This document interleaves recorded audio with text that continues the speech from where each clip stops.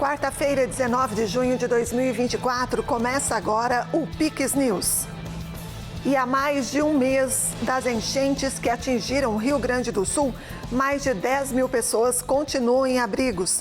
O trabalho de reconstrução segue, mas muitas pessoas não têm para onde voltar. Avança no estado a construção de centros humanitários para os desabrigados. A previsão é que os locais estejam prontos no final deste mês. E você vai ver também. Rota do Progresso tem investimentos de 2,5 bilhões de reais. Governo paranaense destina recursos para 80 municípios. 11 pessoas são presas por ligação com o tráfico de drogas. Operação deflagrada em 5 estados prende policial civil e jornalista. Perseguição nos céus. Helicóptero utilizado pelo tráfico é interceptado, carregado com cocaína. Circuito Universidade Gratuita chega a Xanxerê. Evento destaca as realizações do programa que oferece bolsas de estudo gratuitas no ensino superior. União Europeia alerta 7 países. Nações foram repreendidas por não respeitarem regras financeiras do bloco. Nvidia supera a Apple e Microsoft. A empresa se tornou a mais valiosa do mundo na bolsa nesta semana. E você vai ver ainda. Ponte Hercílio Luz, cartão postal de Santa Catarina, tem novas cores. Iluminação cênica da estrutura começa a ser testada. Essas e outras notícias a partir de agora no Piques News.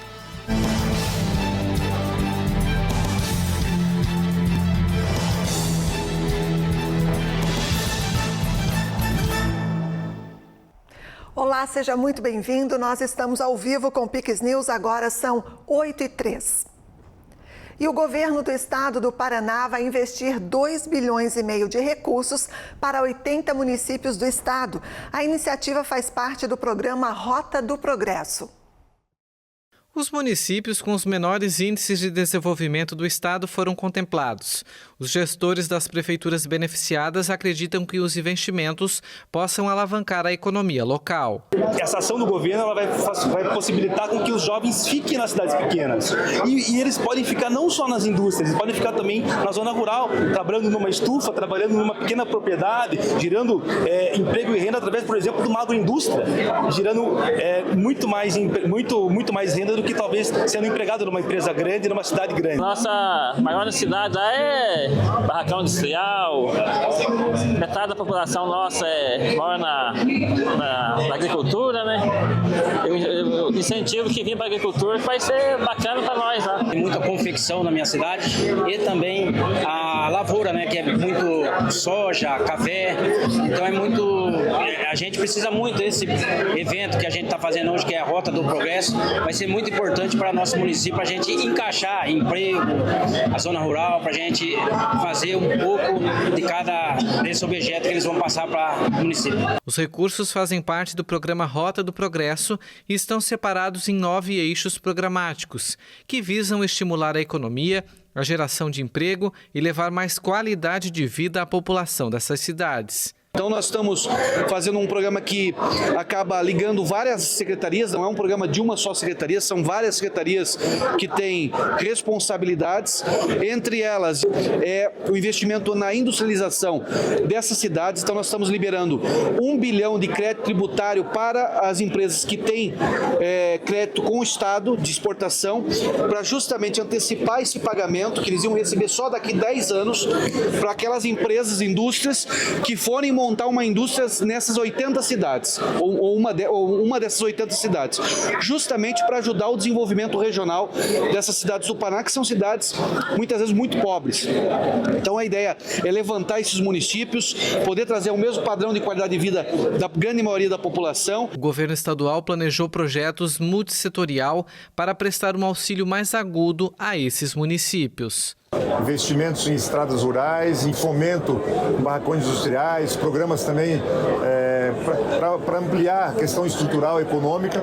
Então é um grande investimento que vai permitir a gente também poder estimular que as cooperativas do Paraná busquem esses municípios, que nós precisamos mudar a realidade de renda dessas cidades. Então é um programa dirigido para 80 cidades, são as cidades com um índice menor de IDH, para podermos de uma forma incisiva mudar a realidade de renda, gerar emprego e gerar oportunidades nesses municípios. Então o programa ele tem várias possibilidades de investimento. investimentos, mas são dirigidos para esses 80 municípios para que a gente possa mudar a realidade e a gente permitir que o Estado se desenvolva como um todo, com oportunidade para todas as cidades.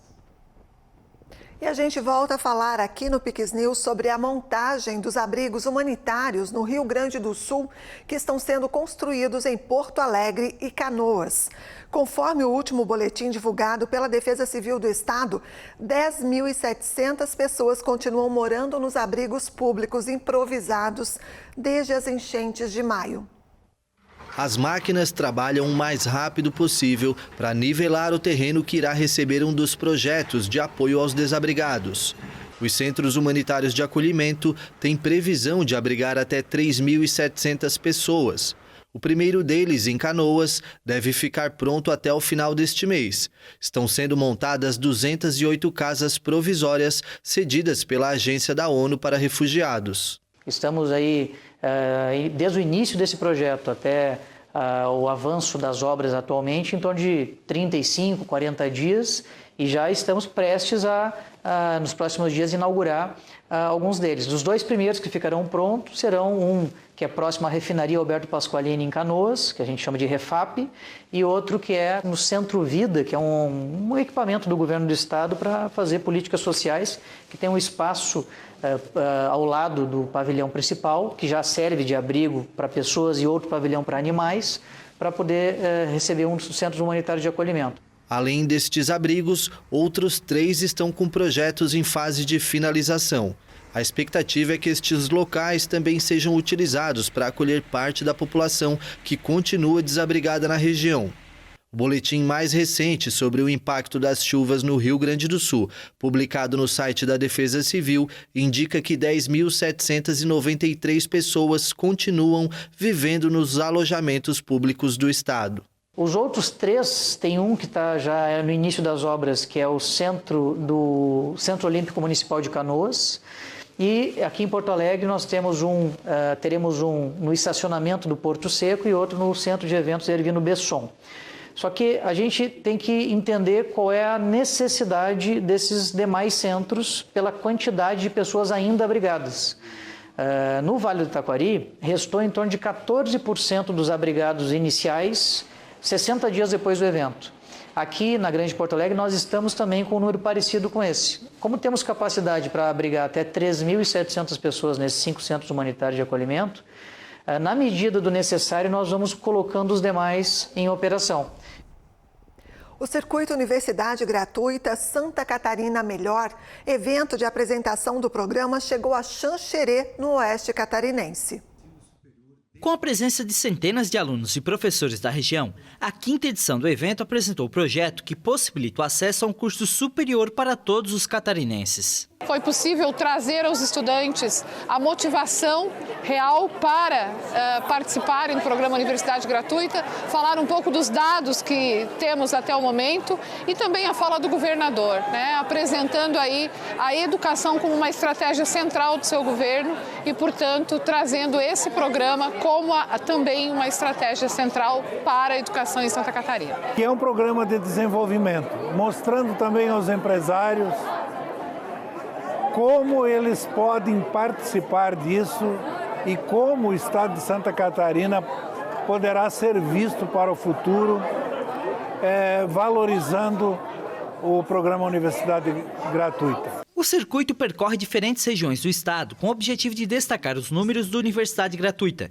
iniciativa do governo catarinense que possibilita a gratuidade de ensino para estudantes do ensino superior e, em contrapartida, durante ou após a conclusão da graduação, prestarão serviços para a população. Estamos muito felizes porque é a consolidação de um projeto que vem se mostrando de grande transformação para o estado de Santa Catarina, em particular para as instituições comunitárias. Ele oferece uma transformação social para os estudantes, além da oportunidade deles cursarem o curso dos sonhos deles, coisa que antes eles não tinham oportunidade, antes de outra forma. Então é um programa efetivamente que oferece a transformação social por meio da oferta de bolsa de estudo, que é o programa Universidade Gratuita. Porque isso é um projeto de transformação. Nós vamos dar oportunidade para milhares e milhares de catarinenses poder cursar a sua universidade, que muitas vezes já tinha passado na sua vida talvez tenha passado do seu pai, da sua mãe, por não ter condições financeiras. Então o Estado vai fazer com que esse sonho seja realidade, que esse sonho possa se confirmar, e ele, depois de formado, ele vai devolver com o suor do seu rosto, com o seu trabalho. Então isso é um programa inédito no Brasil. O objetivo do governo de Santa Catarina é que até 2026, 70 mil estudantes tenham sido beneficiados com o programa, mudando a história de vida de muitos catarinenses. Assim como a Liliane, que graças ao projeto está cursando o primeiro semestre de enfermagem. A universidade gratuita na minha vida é algo que realizou um sonho que eu não consegui obter logo após saindo da escola normal, e hoje, graças a Deus, estou aqui por causa dessa universidade gratuita, e para mim é um sonho. Então nós teremos aí ao término de 2026 mais de 3 milhões de horas de formação continuada de professores e 17 milhões de horas de estudantes trabalhando, aprendendo pela experiência e retornando ao Estado na forma de desenvolvimento social e econômico o trabalho que eles vão desenvolver por meio do acesso à Bolsa. Então eu diria que em 2026, ao término de 2026, nós teremos muitas histórias incríveis para serem contadas, com impactos reais já gerados em todo o estado de Santa Catarina. E foram cumpridos hoje 92 mandados judiciais contra uma organização criminosa responsável por distribuir drogas do Paraná para 5 estados brasileiros. Mais de 180 policiais atuaram em 10 municípios de 5 estados. Foram cumpridos 11 mandados de prisão preventiva e 27 de busca e apreensão em endereços ligados aos suspeitos. Além disso, foram solicitados à Justiça 37 bloqueios de valores em contas bancárias e 17 medidas cautelares sobre automóveis. Os indivíduos são suspeitos de organização criminosa, tráfico de drogas, lavagem de dinheiro e associação para o tráfico. Esta é a segunda fase da operação, que iniciou no ano passado, após a apreensão de 2 caminhões frigoríficos em datas diferentes, mas que tinham como destino final o mesmo local de armazenamento. Um dos veículos estava carregado com toneladas de drogas, já o outro tinha uma grande quantidade de armas e munição. Os criminosos mantinham os entorpecentes em bunkers em chácaras do estado do Paraná e optavam pelo transporte em caminhões frigoríficos pela dificuldade de fiscalização, já que o rompimento do lacre pode comprometer o produto.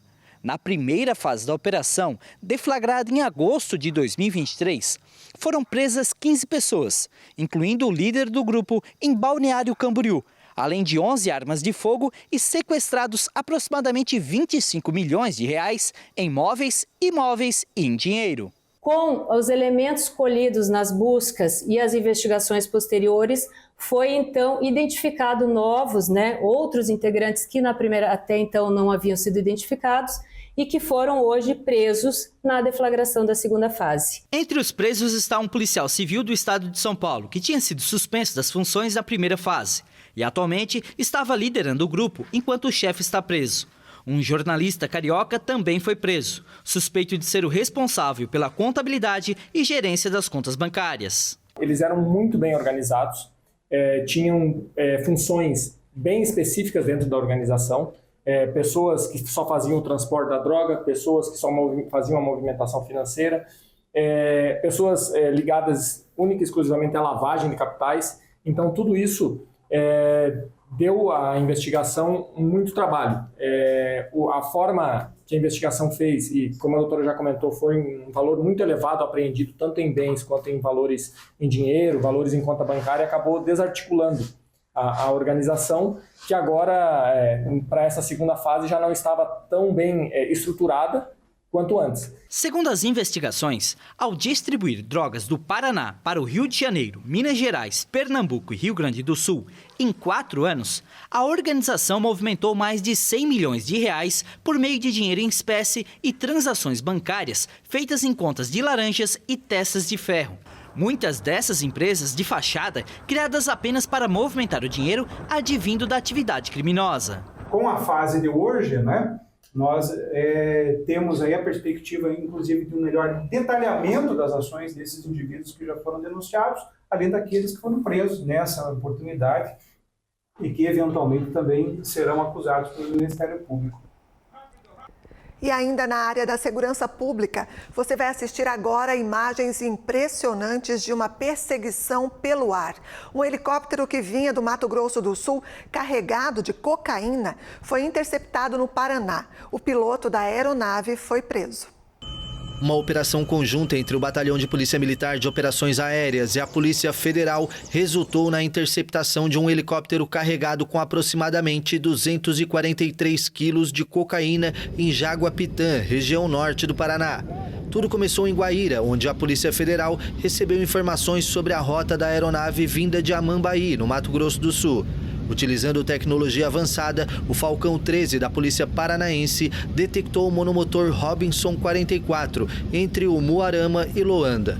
Utilizando o sensor infravermelho em uma área de difícil detecção de radar, a aeronave foi localizada a 15 quilômetros de distância.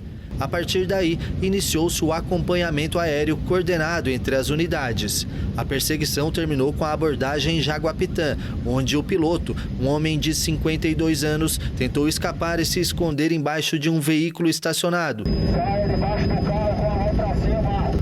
Saia debaixo do carro com a mão para cima. Ele foi capturado com a ajuda das câmeras de alta definição e do infravermelho do Falcão 13. As investigações foram conduzidas pelas delegacias de Polícia Federal de Londrina e Ponta Porã, contando também com o apoio de policiais militares em terra para monitorar a prisão. Na manhã de hoje foram cumpridos 11 mandados de prisão preventiva, 5 de suspensão do exercício das funções públicas e 63 de busca e apreensão em 23 cidades de Santa Catarina, uma do Rio Grande do Sul e também em Brasília, no Distrito Federal. 4 prefeitos foram presos no estado catarinense. Clori Perosa, do PT, prefeita de Ipuaçu. Fernando de Favre, do MDB, prefeito de Cocal do Sul. Marcelo Baldissera, do PL, prefeito de Ipira. E Mário Afonso, do PSDB, prefeito de Pinhalzinho. Ao todo, 22 prefeituras estão sendo investigadas. As ações são contra uma possível organização criminosa comandada por um grupo empresarial que, junto do poder público, fraudavam licitações e desviavam verbas. As empresas prestavam serviços de consultoria e de assessoramento para a captação de recursos públicos, sem que houvesse necessariamente a comprovação de qualquer atividade. O objetivo dos contratos com indícios de fraude era para que os envolvidos tivessem ganhos ilícitos por meio do recebimento de vantagens indevidas. Agora vamos para o intervalo e você vai ver a seguir que o Supremo Tribunal Federal abre inquérito no caso Marielle. Uma nova investigação vai apurar a obstrução de justiça durante fase inicial do caso. E a Ponte Hercílio Luz, cartão postal de Santa Catarina, tem novas cores. A iluminação cênica da estrutura começa a ser testada. Nós voltamos já, não sai daí. O mês do Clube Card do Comprão continua cheio de vantagens para você. Aproveite e concorra a 1 ano de compras. Confira: banana branca 2,99 o quilo, batata lavada por 7,99 o quilo, maminha ATC inteiro a vácuo a partir de 26,90 o quilo, farinha de trigo Coamo 5 quilos 12,99, açúcar extra fino Caiobá 5 quilos 16,99, lava-roupas Omo lavagem perfeita 2 quilos e 400 24,99. Melhor preço é no Comprão. O programa Estrada Boa está em fase acelerada. As ações já chegaram a todas as regiões do estado. Tem obras em andamento bem perto de você. Aqui aumentou a segurança na viagem.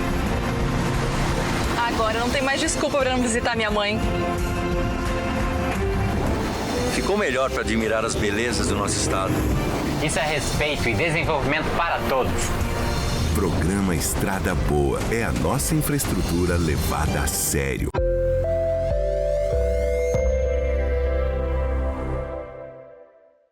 O Guins é especialista em vestir o seu lar com conforto, qualidade e tecnologia. Persianas motorizadas Unilux, cortinas sob medida e toldos que oferecem proteção visual e térmica, além de uma variedade de mobiliários, itens de casa e decoração. Visite-nos.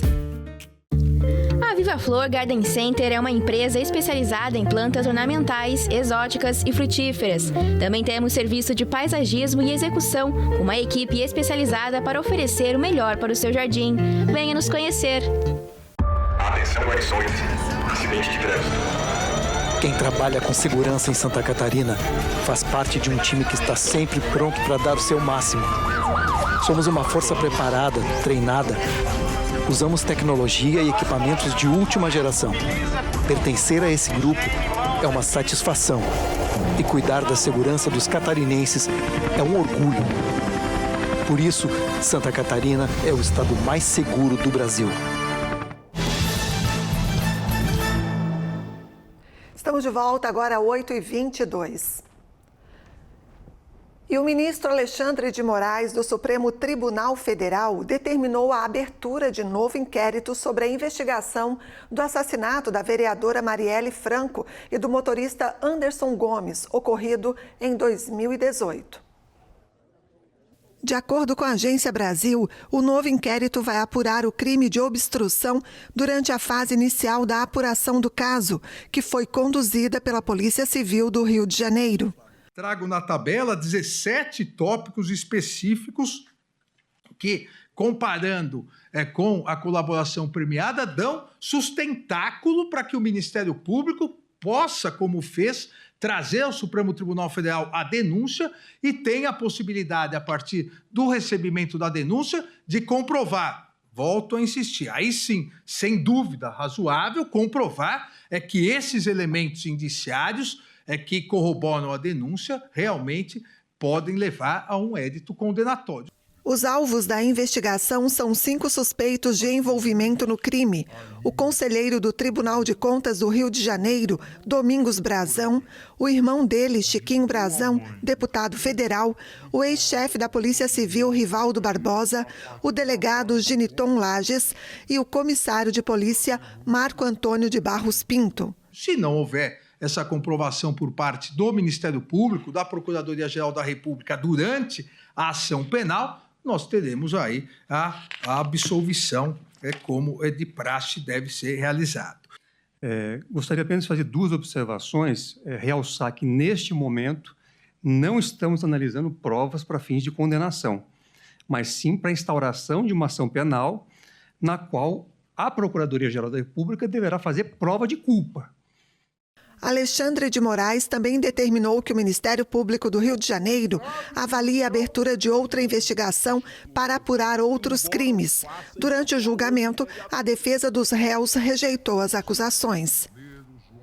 E agora vamos a alguns destaques internacionais. Autoridades da Arábia Saudita confirmaram que quase 580 peregrinos morreram durante o Hajj, a grande peregrinação muçulmana a Meca, que este ano aconteceu sob temperaturas extremas. A maior peregrinação do islamismo este ano foi marcada pela tragédia. Autoridades da Arábia Saudita confirmaram que 577 muçulmanos morreram durante o Hajj. O motivo de tantas vítimas foi o calor extremo. Pelo menos 323 mortos são egípcios, que morreram por doenças provocadas pela temperatura. O balanço disponibilizado é do necrotério de um hospital da cidade de Meca. O informe não explica se as mortes ocorreram depois do início oficial do Hajj, na última sexta-feira, ou se já tinham sido registradas antes entre os peregrinos que chegaram com antecedência ao local. Também foram notificadas as mortes de 60 pessoas da Jordânia. Na peregrinação do ano passado, morreram ao menos 240 peregrinos, a maioria de cidadãos da Indonésia. O Hajj é um dos 5 pilares do Islã e os muçulmanos devem realizá-lo pelo menos uma vez na vida. É uma fonte de prestígio e legitimidade para a Arábia Saudita, cujo rei leva o título de guardião das 2 mesquitas sagradas, de Meca e Medina. Segundo as autoridades sauditas, este ano o Hajj atraiu cerca de 1,8 milhão de peregrinos, incluindo 1,6 milhão do exterior. Os vistos para Meca são autorizados pela Arábia Saudita, seguindo um sistema de cotas por país. Muitos muçulmanos carentes conseguem chegar ao local, mas não têm acesso às instalações climatizadas para atenuar os efeitos do calor. O braço executivo da União Europeia repreendeu nesta quarta-feira 7 países por não respeitarem as regras financeiras do bloco. Belgium, France, Italy, Hungary, Malta. A Comissão Europeia anunciou a abertura de um procedimento disciplinar contra a Bélgica, França, Itália, Hungria, Malta, Polônia e Eslováquia. Estes países tiveram em 2023 déficit superior a 3% do produto interno bruto e, por isso, devem respeitar as regras orçamentárias ou vão estar expostas a pesadas sanções financeiras.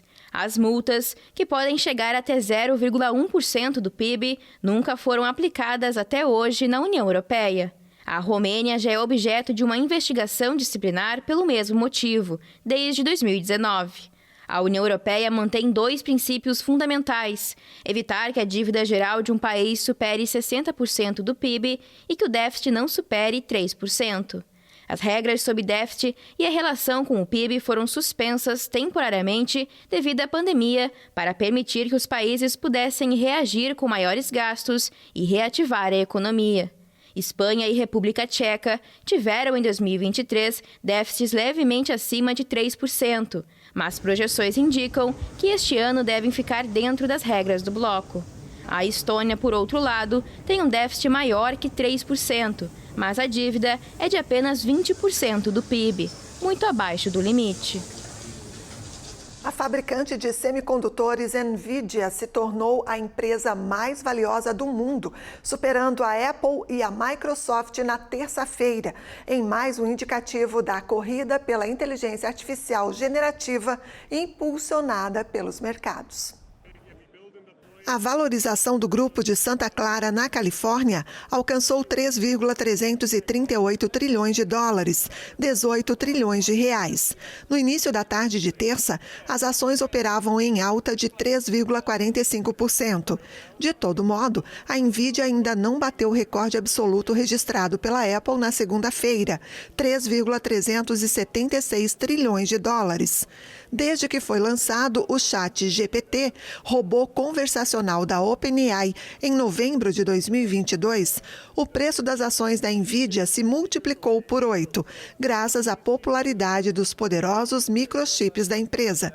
Em 7 de junho, a recente divisão por 10 das ações ajudou a aumentar ainda mais o valor da empresa, ao fomentar a demanda por um título mais acessível.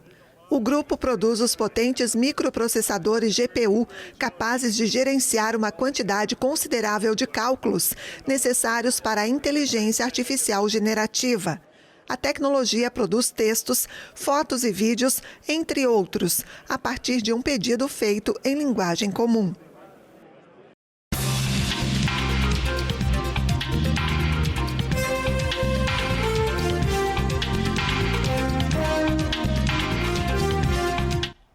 Na véspera da Selic, o presidente Lula voltou a atacar o chefe do Banco Central, Roberto Campos Neto. Em entrevista à CBN, Lula disse que Campos Neto não tem capacidade nem autonomia e que tem lado político. Assunto para o jornalista Tiago Pereira, que já está por aqui.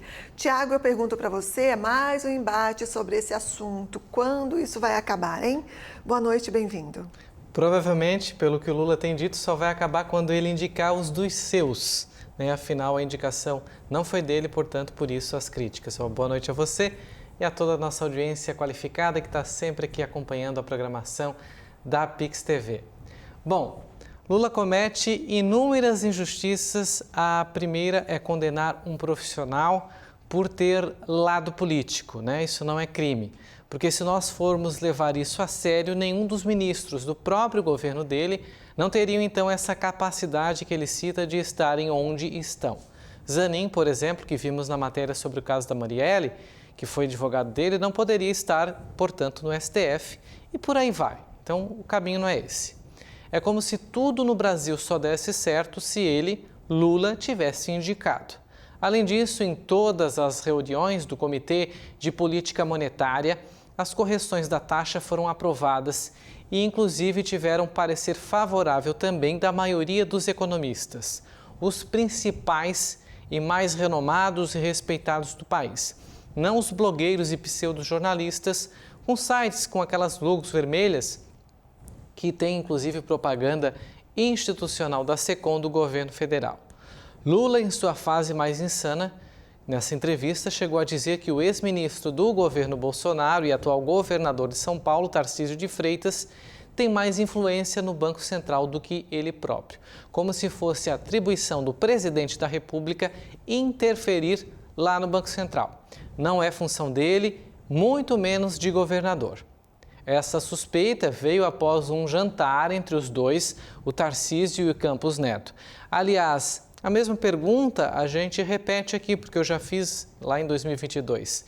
Talvez Lula saiba a resposta dessa pergunta.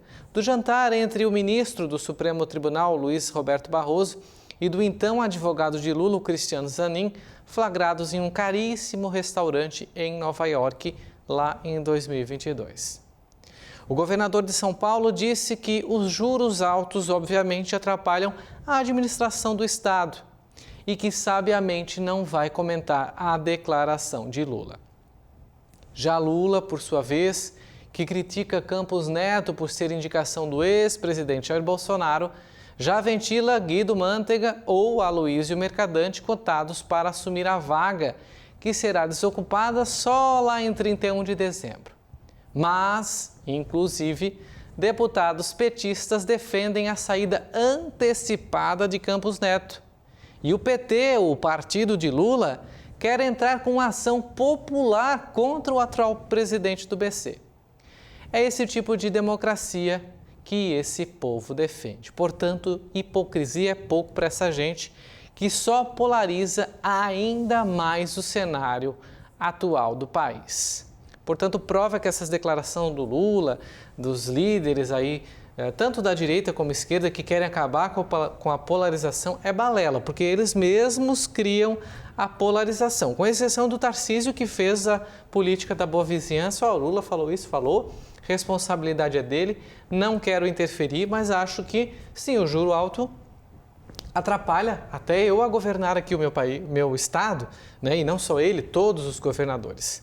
Agora, a gente sabe que a indicação do Banco Central é uma indicação que se estende por mandato. Então, Lula vai indicar, em janeiro do ano que vem, ou o Guido ou o Aloysio Mercadante, ou qualquer outro que ele... Esses são figuras carimbadas, né? Primeiro, começa por aí, que já são conhecidíssimos, né? Do mercado. Então, o Lula disse que ia dar uma renovada, uma oxigenada. Então, se for indicar os dois, não vai ser nada disso, vai ser mais do mesmo. No entanto, eles vão continuar nos 2 primeiros anos do mandato do próximo presidente da República, que pode ser Lula, caso se reeleja, pode ser outro presidente, pode ser, inclusive, o atual governador de São Paulo, né? Mas, quer dizer, então, que caso Lula saia em 2026, perca a eleição em 2026, saia em 2027, o novo presidente, ou o partido do novo presidente, deve fazer isso que o PT está propondo, de destituir o presidente que estará no Banco Central naquela ocasião, só porque não foi indicação do lado dele? A democracia é feito isso, esses prazos já se antecedem ou sobrepõem-se ao mandato justamente para haver um equilíbrio, para que não sejam sempre os mesmos. E é por isso que eles falavam lá na eleição de 2022 que essa vai ser a eleição do momento, uma das eleições mais importantes. Por quê? Porque só o presidente que viria ganhar, se fosse Bolsonaro se reelegeu, o Lula, que acabou sendo eleito, indicou aí de supetão 2 ministros do Supremo, um inclusive muito jovem, que vamos ainda ouvir muito falar sobre ele, que é o Cristiano Zanin, que foi advogado do Lula, que livrou Lula aí das condenações da Lava Jato. É isso, Tiago. É muito papo, muito assunto, muita fala e pouca ação dessa gente. É isso aí. Até sexta. Até sexta. Uma boa noite para você e toda a nossa audiência aqui da Pix TV. Boa noite também. Você já ouviu falar em flor cadáver? Fiquei sabendo. Ih, não cheira bem, não. É isso aí. É esse o nosso assunto agora. Obrigada, Tiago. Até a próxima, então. É isso aí, gente. A chamada flor cadáver desabrochou no Jardim Botânico de Londres e atraiu muitos visitantes. Um momento raro voltou a perfumar, ou não, a estufa da floresta tropical do Jardim Botânico Kew Gardens, em Londres. é que uma das plantas mais fedorentas do planeta floresceu na capital inglesa. Não é por nada que a Aron Titan ganhou o apelido de flor cadáver. A planta tem cheiro de carne podre quando floresce e possui a maior flor não ramificada do mundo, com 3 metros de altura. O odor pútrido é usado para atrair uma série de polinizadores carnívoros, como moscas e besouros. A flor cadáver tem origem em Sumatra, na Indonésia, e a primeira vez que a espécie desabrochou longe do país foi também em Kew Gardens, há mais de um século. A planta está ameaçada de extinção na natureza devido ao desmatamento e à degradação da terra, na ilha banhada pelo Oceano Índico. O Jardim Botânico Londrino tem 2 exemplares da espécie. A floração da planta dura entre 2 e 3 dias. O governo de Santa Catarina começou a testar a nova iluminação cênica da Ponte Hercílio Luz em Florianópolis. Estão sendo investidos R$9 milhões. Há mais de uma década que a histórica Ponte Hercílio Luz, cartão postal de Santa Catarina, não ganhava um colorido. Nesta terça-feira, o símbolo da capital teve o primeiro grande teste técnico das obras da nova iluminação cênica. Em uma operação bem-sucedida, a velha senhora, como é carinhosamente chamada a ponte, voltou a ficar iluminada. Por volta das 9 horas da noite, as 56 luminárias e os 2.000 pontos de LED foram testados na face norte das modernas instalações e encheram os olhos de quem teve o privilégio de acompanhar os trabalhos. A modernização da iluminação está sendo realizada pelo governo do estado por meio da Secretaria de Infraestrutura e Mobilidade e tem investimentos de R$9 milhões. E assim a gente encerra esta edição do Piques News. Mais notícias no nosso site e também nas nossas redes sociais. Na sequência tem a série Lost. Muito obrigada a você pela companhia. A gente se encontra amanhã. Para encerrar então o Piques News, você fica com imagens da Ponte Hercílio Luz e a nova iluminação. Pix TV é conteúdo todo dia.